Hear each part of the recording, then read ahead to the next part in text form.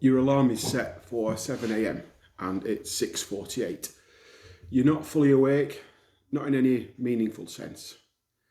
Your room is still dark, your partner's still asleep. Some part of your brain is aware that you have 12 minutes before you have to be a person. And that part, the part that is barely conscious, does not use those 12 minutes to lie still.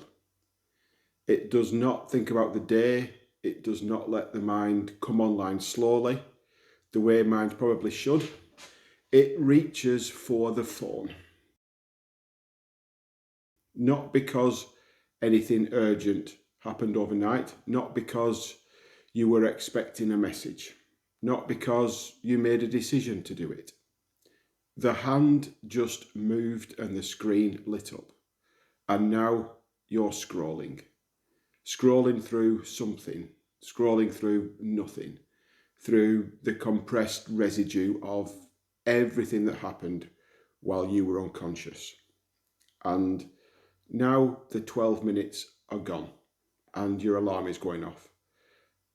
And the day has already begun in a particular way, a way that was not chosen. If you recognise this, and the odds are pretty high that you do, I want to suggest something that might be uncomfortable. That moment, that specific, ordinary, barely noticed moment of reaching for your phone before you're even properly awake is not a habit you formed. It is a condition that was designed, and the designers knew exactly what they were doing. In 1971, an economist and cognitive scientist named Herbert Simon wrote a sentence that took 30 years to become catastrophically true. A wealth of information, he wrote, creates a poverty of attention. Simon was not writing about the internet. The internet did not yet exist in any public form. He was not writing about smartphones or social media or the algorithmic feed. He was writing about a structural feature of the information environment that he could see emerging, a feature whose full implications would not be exploited until an entire industry had been built around their exploitation. What Simon had identified was this: in a world where information is abundant, the scarce resource is not more information. It is the human capacity to attend to it. And scarcity in a market economy generates value. The scarce resource becomes the one that is competed for. The scarce resource becomes the one that people find ways to capture and sell. Simon was describing economics. What emerged from his observation was something that would require ethical and political analysis as well. But we'll get to that. To understand how attention became a commodity, you need to understand that the business model that commodified it is much older than the internet. And it's much older than Silicon Valley and much older than any of the companies whose names you associate with the problem. It begins in 1830s in New York City with something called the penny press. Before the penny press, newspapers were expensive. They were sold by subscription, they cost around 6 cents a copy, and they were read primarily by the wealthy and the business class who needed the commercial and political information that they contained. The editors of the penny press, Benjamin Day at the New York Sun and James Gordon Bennett at the New York Herald, did something that seemed at the time almost counterintuitive. They lowered the price of their papers to a penny, below cost. They made their content nearly free. and then they sold their readers to advertisers. This is the model. Not charge the reader for the content, but give the content away cheaply enough to attract the largest possible audience, and then sell access to that audience to businesses who want to reach it. The reader is not the customer. The reader is the product. The newspaper's real inventory is not news. It is the concentrated attention of a readership, packaged and sold. This model proved extraordinarily durable. Radio adopted it, television refined it into a science, and for well over a century it remained the fundamental structure of advertising-supported media, with one significant limitation. The media could only capture attention at scheduled times, in scheduled places, and sell it in blunt demographic segments. The morning newspaper readership, the primetime television audience, broad categories, rough estimates, no way to know exactly who was paying attention or how much. What changed when the major digital platforms arrived was not the model, it was the precision, the scale and the intimacy with which the model could be executed. Google process over 8 billion searches every day. Each one is a signal, a specific thought from a specific person at a specific moment. What they're worried about, what they are curious about, what they want to buy or avoid or understand. Meta has mapped the social relationships and behavioural patterns of nearly 3 billion people. TikTok's algorithm is reported to be able to construct a detailed psychological profile of a new user within the first few minutes of use, from nothing more than which videos they paused on, which they skipped, and which they watched twice. Earlier media could capture large audiences for scheduled periods. The platforms can capture specific individuals continuously across every context of their lives and deliver them to advertisers as psychological profiles of extraordinary detail. The shift is not just one of scale, it's a change in kind. And the people who built these platforms understood, many of them explicitly, that they had inherited the penny press model and upgraded it into something with no historical precedent. The reader was still the product. There's just 3 billion readers now, and the newspaper never closes. So the economic logic is old and the scale is new. But the reason it works, the reason the 12-minute morning scroll is so difficult to resist, the reason these platforms hold attention so reliably is neither economics nor technology. It's psychology. And the psychology is worth understanding clearly, because understanding it changes something. It shifts the frame from personal failure to structural targeting. Start with dopamine. The popular account of social media describes dopamine as a pleasure chemical, that platforms deliver little hits of pleasure through likes and notifications, and that we become addicted to those hits. This account is not wrong, exactly, but it's incomplete in a way that matters. The more precise account is this: dopamine is not primarily released in response to rewards. It's released in response to the prediction of rewards. And it responds most powerfully not to reliable rewards, things that always arrive, but to variable, unpredictable ones. The psychologist B.F. Skinner identified this in the 1950s. He was working with pigeons and lever pressing. What he found was if a lever sometimes dispensed food and sometimes didn't, unpredictably, with no fixed pattern, the animal pressed the lever far more persistently and far more compulsively than if the lever dispensed food every time. The certainty of the reward actually reduced the drive. The uncertainty amplified it.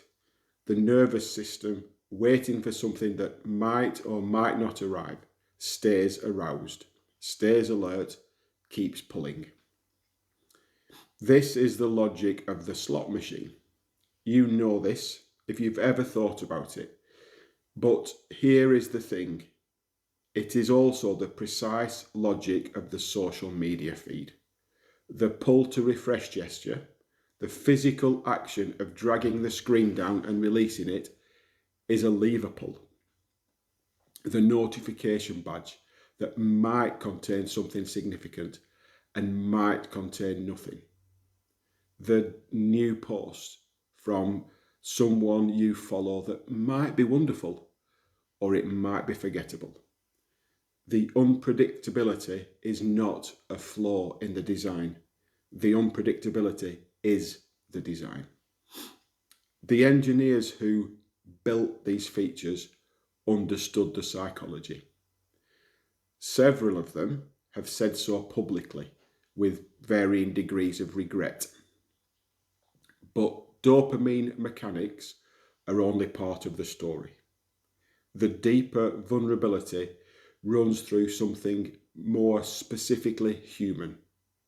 We are, in the formulation of evolutionary psychology, social monitoring machines.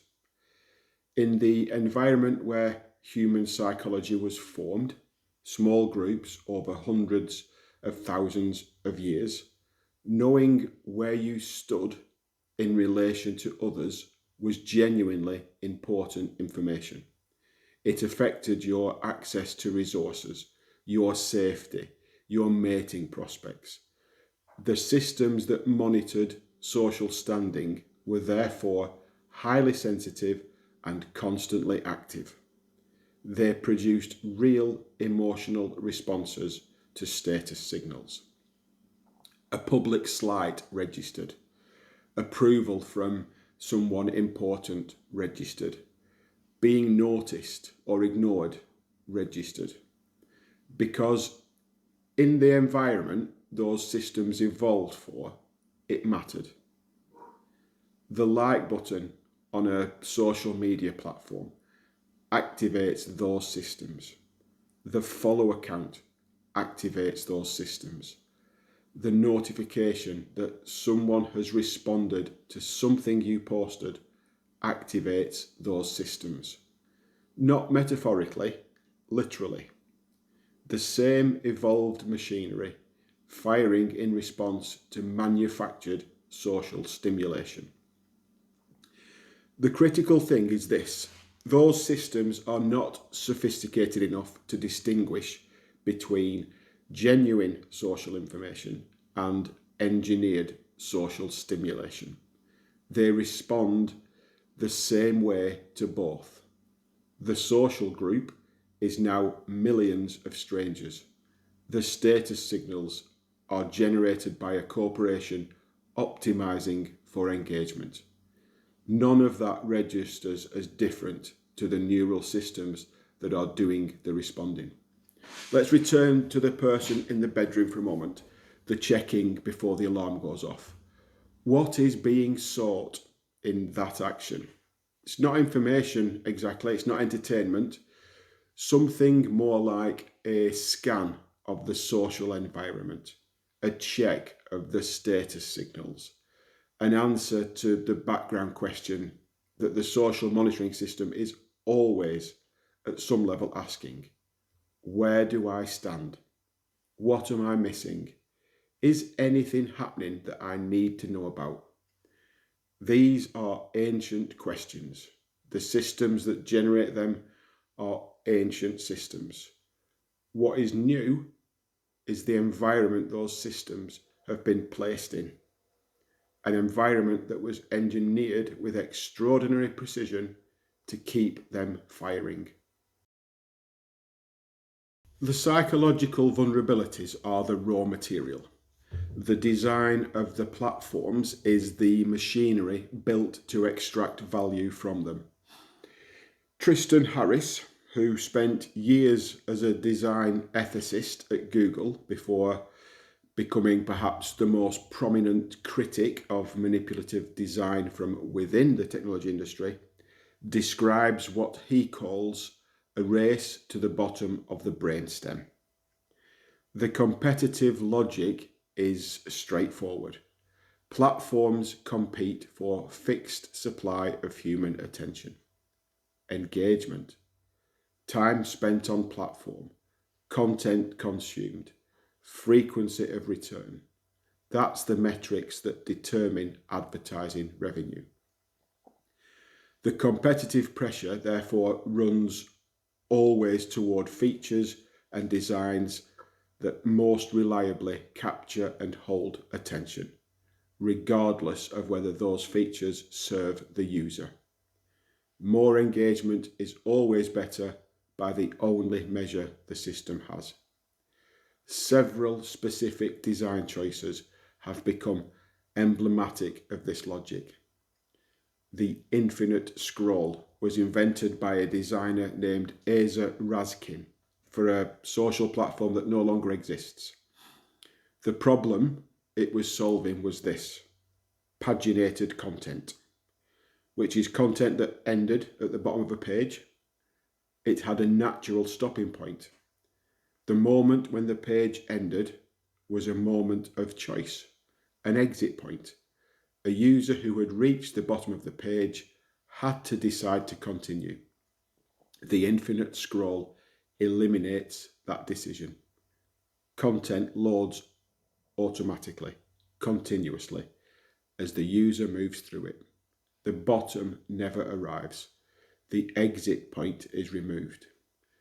Raskin himself has expressed considerable regret about this.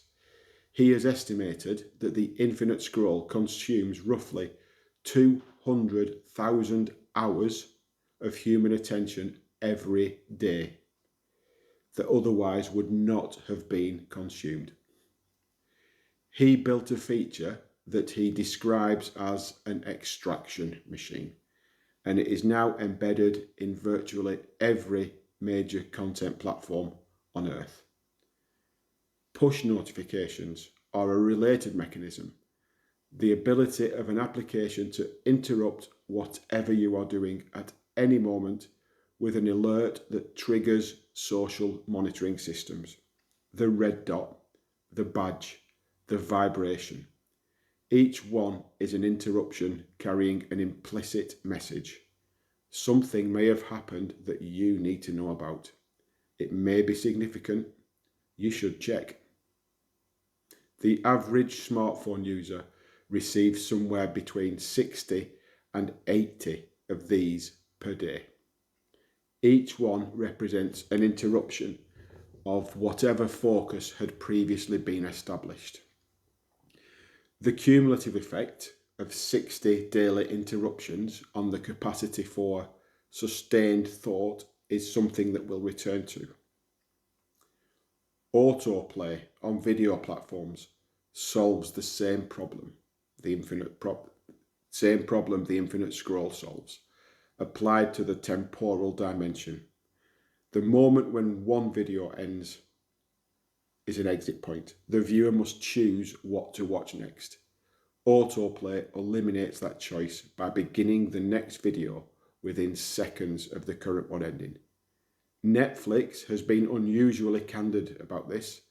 Their own internal research found that the gap between episodes is the primary point at which viewers decide to stop watching, and that shrinking that gap to near zero dramatically increased total viewing time. What the viewer experiences as a convenient feature is, from the platform's perspective, a deliberate removal of a moment when they might have chose to do something else. What makes all of this most legible, what makes the intent most visible, is the process by which these design choices are made and refined. It's called A/B testing, and it works like this. Two versions of a feature are presented to different groups of users. The version that produces more of the target metric, engagement, time on platform, return visit frequency, that is selected and retained. The other is discarded. This process runs continuously across all of the major platforms, across thousands of features and interface choices.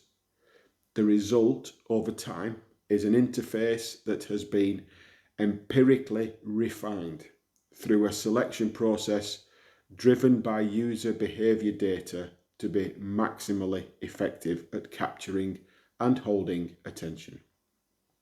The refinement process has no mechanism for weighing the user's well-being. It has only the mechanism for weighing the engagement. Over thousands of iterations, the two tend to diverge. What is best for holding attention is not the same thing as what is best for the person whose attention is being held. And the selection process, by design, can only see one of those things. The most sophisticated expression of this logic is the recommendation algorithm, the system that decides at every moment what content to present to which user. YouTube's algorithm, by the platform's own account, optimizes for something it calls satisfaction.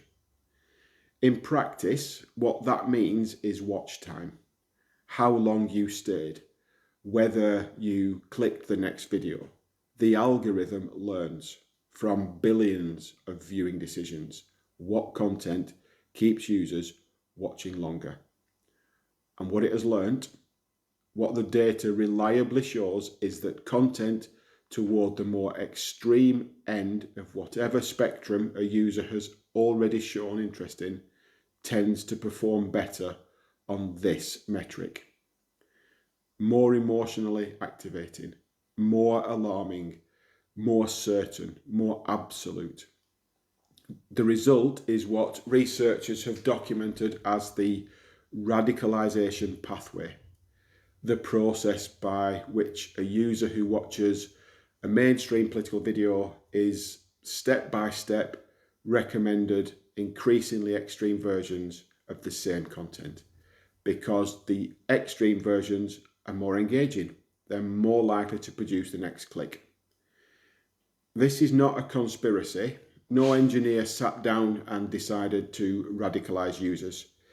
It's what happens when you build a system optimized for engagement. And engagement turns out to be driven by emotional intensity. The algorithm is doing exactly what it was designed to do. What it was designed to do happens to be harmful. That distinction between intended harm and designed harm matters morally, but it does not change the outcome. Now count the costs. The mental health costs are the most visible and the most debated. Around 2012, the year smartphone ownership first reached majority penetration among American teenagers, something measurable changed. Rates of anxiety, depression, and self-harm among adolescents began to rise, among girls especially. The psychologist Jonathan Haidt has assembled a substantial body of evidence for a casual relationship rather than mere correlation. The mechanisms are not mysterious. The relentless upward social comparison against curated versions of other people's lives. The cyberbullying that now follows its targets home and persists permanently. the displacement of face-to-face socialisation and sleep by screen time, the exposure of a developing identity to the continuous judgment of an audience.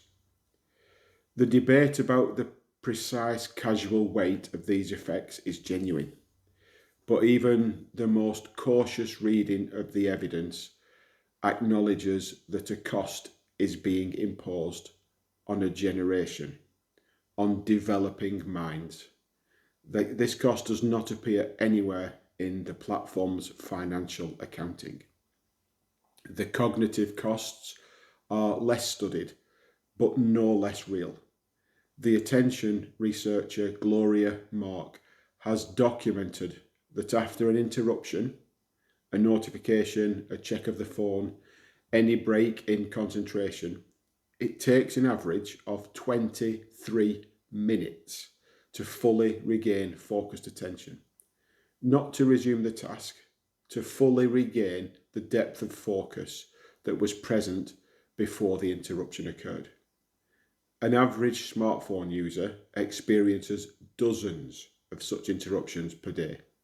The cumulative effect on the capacity for sustained, focused thought is substantial, and it is largely invisible in any metric that counts the outputs of the attention economy, rather than what it costs.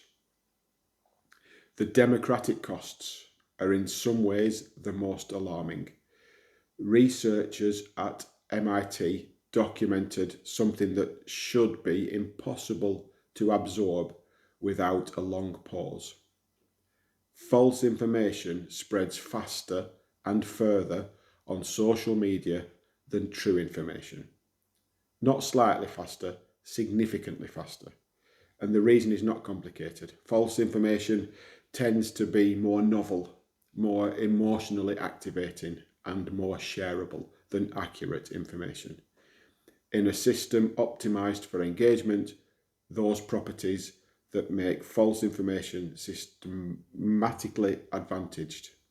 The information environment this produces, one in which content is selected not for its truthfulness or its importance, but for its capacity to generate engagement, is structurally biased against the kind of considered, evidence-responsive public discourse that democratic self-governance requires.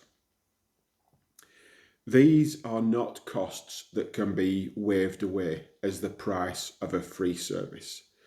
The people paying these costs did not agree to pay them. They agreed to a terms of service document that they did not read, in a transaction that was not remotely equivalent. There is a version of this story that is told as a tale of corporate malice, of bad people who built bad things for bad reasons. That story is easier to tell and more comfortable to hear than the true one. The true one is this: the engineers who built the infinite scroll and the like button and the recommendation algorithm, for the most part, they were trying to build products that people would find useful.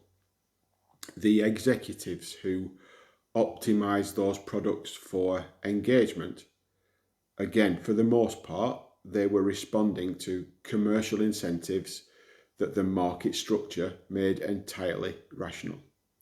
And the investors who funded the platforms, again, for the most part, they were pursuing returns that the financial system made appropriate. Put those incentives together inside a market that rewarded attention capture and never penalised the cost of it, and the result was a system that has imposed real, large, uncounted costs on the very people it claims to serve. No malicious intent was required. The incentive structure was sufficient, and we've been here before. The tobacco industry, for decades, operated on a similar logic. The cost of its products' effects were borne by users and by the healthcare system, while the revenues were private. The fossil fuel industry externalised the cost of its emissions onto the atmosphere and the future. In both cases, the reckoning took time. The regulatory intervention arrived only after the evidence of harm became too large to credibly deny, and after the political will to act finally overcame the industry's considerable power to prevent it. The attention economy is in these terms an industry that has been externalising enormous costs onto individuals while capturing the revenues. The regulatory frameworks that would force it to account for these costs have not yet arrived, but the shape of the argument for them is visible, and it's the same argument that eventually arrived for tobacco and carbon. Let's return one last time to the bedroom. The alarm went off at 7. Before that, in the 12 minutes of not quite consciousness, a hand reached for a phone. This is the scene as Herbert Simon might have recognised it. A wealth of information, a poverty of attention, a person in the specific posture of someone who has been captured by a system designed to capture them. Simon was describing a structural feature. He could not have foreseen the specific form that exploitation of that feature would take. The precision of the surveillance, the sophistication of the psychology, the intimacy of the access. He was describing economics. What emerged required a different kind of reckoning. The mind is not a resource. It is not a commodity. It is not an inventory. It is the place where your life happens, where you feel and understand and think and love and imagine and remember. What happens inside it, the quality of the attention you bring to any given moment, is the substance of your experience of being alive. The systems that have claimed the right to colonise that space for commercial gain did not ask for permission. Most of us did not notice the moment when we gave it. The first step towards anything different is simply to see it clearly. Not with outrage, as outrage is itself an engagement metric, with clarity. The person in the bedroom reaching for the phone before the alarm, they were not weak, they were targeted. That is a more accurate description and a more useful one, because weakness suggests a personal failing that willpower can address. Being targeted suggests a structural problem that requires a structural response. What that response looks like, what is required of individuals, of institutions, of the platforms themselves, is the harder question. And it's a question for another time. For now, the phone is in your pocket and you know exactly what it is. The mind is the most valuable thing you possess. Not the information in it, not the connections through it, the quality of attention it can bring to bear on the world. Guard it accordingly. This was part 1 of a 2-part series. Part 2, The Unquiet Mind, will drop next week. Thank you very much for watching.